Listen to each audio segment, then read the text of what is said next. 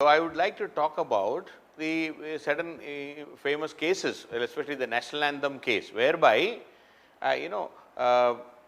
the should the children or can the children be forced to sing national anthem or the national song, the Vande Mataram, or can we force our children or the children in the school into say go for Surya Namaskar or even yoga classes, to attend the yoga classes. So what is the position of the Supreme Court? That is what I would like to discuss in this. So the heading is the national anthem case. The issue related to a group of children, a few children refusing to sing national anthem in the school. So I will be putting as the heading as the national anthem case.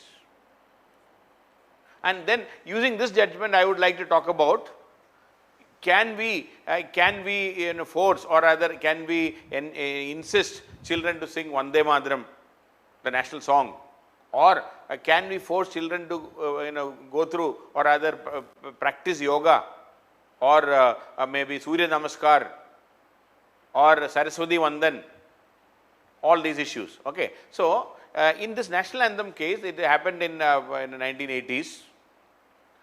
Children belonging to a particular sect called, they called Jehovah Witness. There is a sect.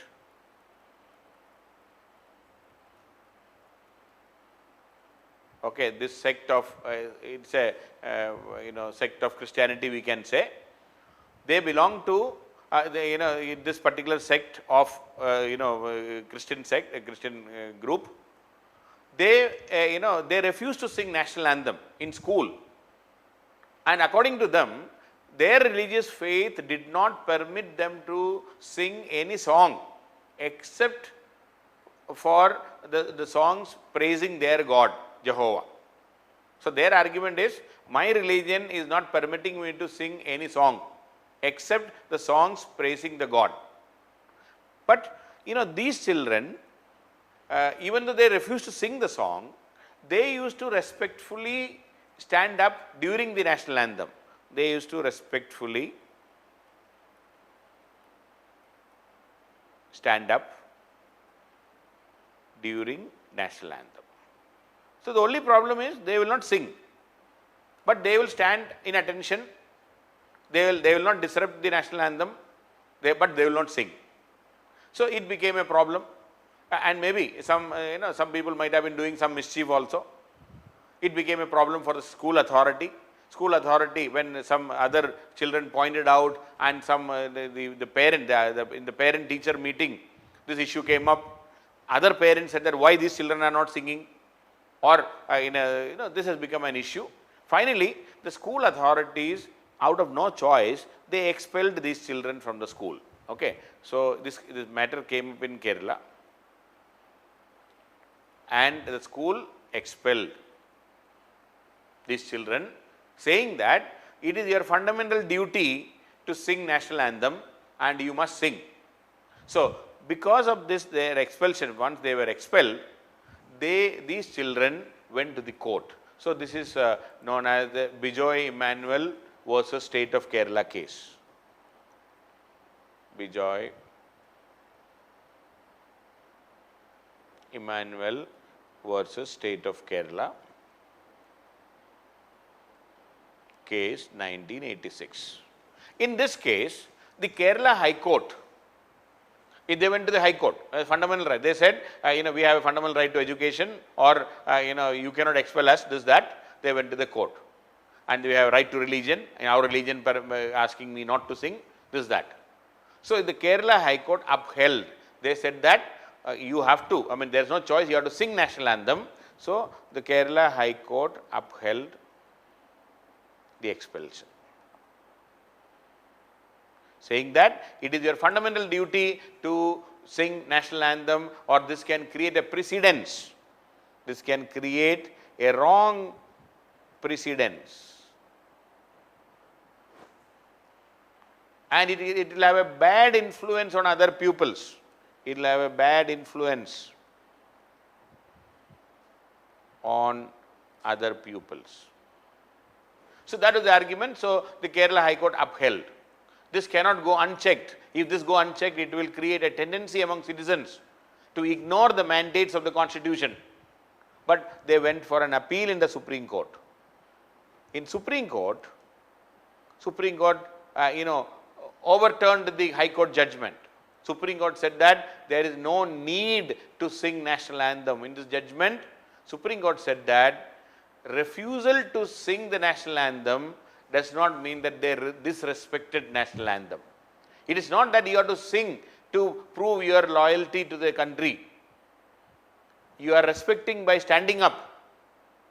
Refusal, the court termed the expulsion of the 3 students. I mean, the court at that time, the school has expelled actually 3 students at that time from the school for not singing national anthem.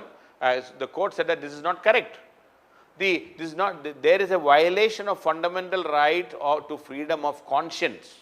See, if my conscience says I should not sing a song, I have a right not to sing that song, including national anthem. So Supreme Court said that there is by forcing a child or to children to sing national anthem, there is a violation of the fundamental right of freedom of conscience and the freedom to profess, practice and propagate religion. Supreme Court said this is a fundamental right, so you cannot force a child to sing national anthem also. The court also said that there is no provision in the law which makes a person to sing national anthem. So Supreme Court also said that there is no law which forces a person to sing national anthem. There is no law in this country which can force a person to sing national anthem. The court also concluded that our tradition, our grand old tradition of India is tolerance. Our philosophy preaches tolerance. Our constitution practices tolerance. And let us tolerate this. The only mistake, the only crime these children are doing is they are not standing up, they are not singing the song, but they are not disrespecting. They are standing up while the national anthem is going on. They are not disturbing. They are not creating nuisance. They are respectfully standing up. So they have a right to freedom of religion. They have a right to freedom of conscience. And their conscience, if it is not allowing them to sing a song, let them not sing national anthem. Big judgment. Freedom of conscience. So my point here is, if singing national anthem is not important, then Vande Mataram. Singing Vande Mataram, it has been questioned by many minority religious communities, because there are clear-cut singing praise for particular Hindu gods and goddesses. If somebody says, I don't want to sing, you cannot force children to sing Vande Mataram or Surya Namaskar, which the Madhya Pradesh government tried to introduce, or even introducing yoga. See, yoga for a secular person like you and me, it may be a breathing exercise. But if you look at the origin of the yoga, it has originated in the Hindu religious tradition. If somebody wants to see religion in yoga, yes, there is religion in yoga. But if most of us like you and me, we are not looking at religion in yoga, we are seeing it as a wellness exercise, a breathing exercise to increase or reduce our tension or increase our life cycle or life term, reduce blood pressure. So, but if there are people in this country, and definitely there is no doubt regarding this, when we say Om, what is this?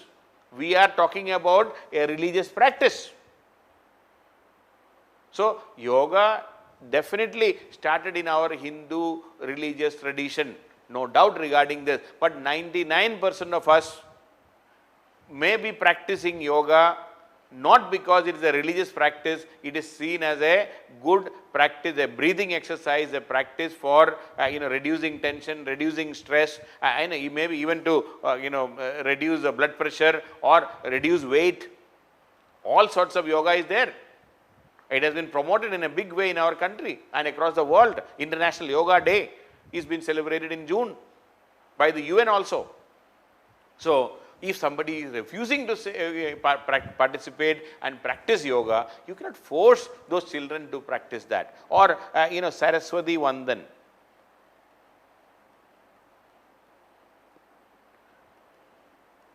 Or even lighting a lamp. In some religious communities, they may not be believing in the lighting of the lamp as part of any secular activity. If somebody says, I will not light a lamp, it's okay, don't light. We have tolerance. My point is, our tradition teaches tolerance. That's what Supreme Court exactly said. Our philosophy preaches tolerance. Our constitution practices tolerance. Let us not dilute it. That's what Supreme Court said. So, Supreme Court, that is why Supreme Court said that singing national anthem is not a must. If somebody is refusing to sing national anthem because of the religious belief, let us not sing national anthem.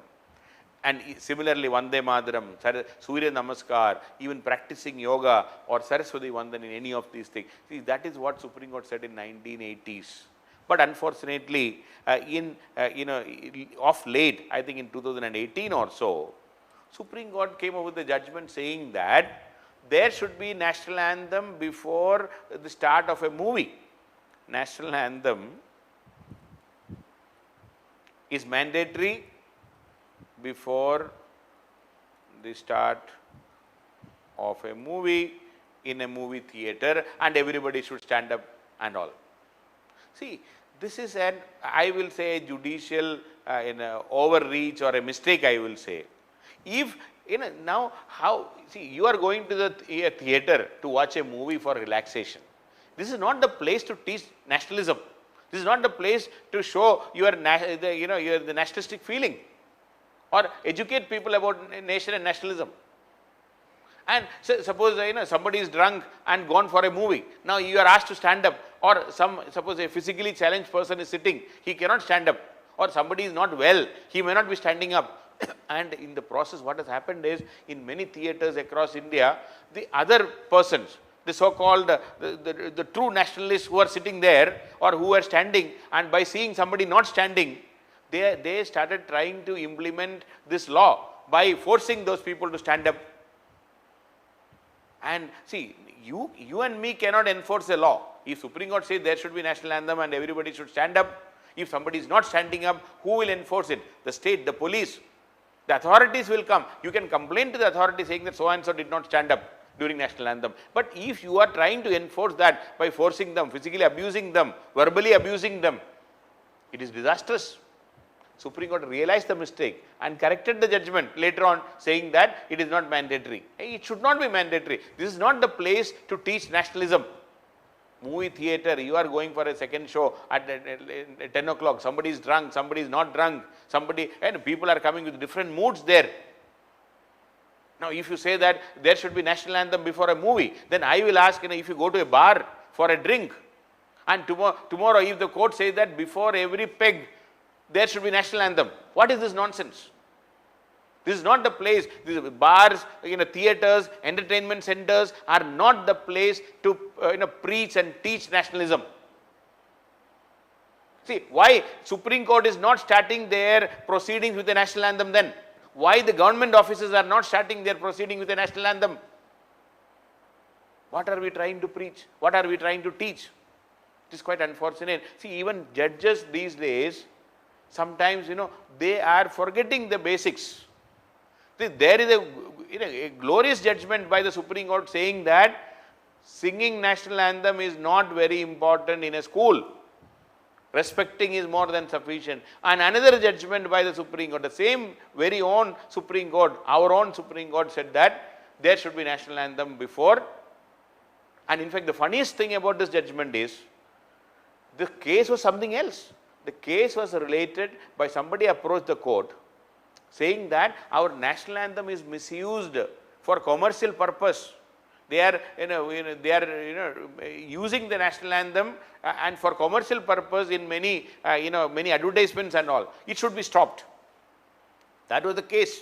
That was the plea by the complainant. But ultimately it ended up Supreme Court giving a judgment saying that before every movie there should be national anthem in Indian theatres. See, foreigners are sitting. Why should we ask them to stand up and respect and all? They may not be even knowing about all these things. So there are too many complications there. And luckily Supreme Court itself modified the judgment later on. So coming back to my case in this national anthem case, why am I very strongly talking about this? Because you cannot insist on children. You cannot insist children to have any religious thing in the education institution. Even right to religion is a fundamental right, and if your inner conscience is talking something else, you can continue with that. Singing national anthem is not important, so we cannot insist on children to do certain things like Vande Mataram, Surya Namaskar, etc. in school. Now, some of you may be asking one question, I mean it's not exactly the same. What about the madrasas? See, madrasa education is different. Madrasa is a it's not a formal education system. It is not linked to our formal education system. It is not linked to our secular education system.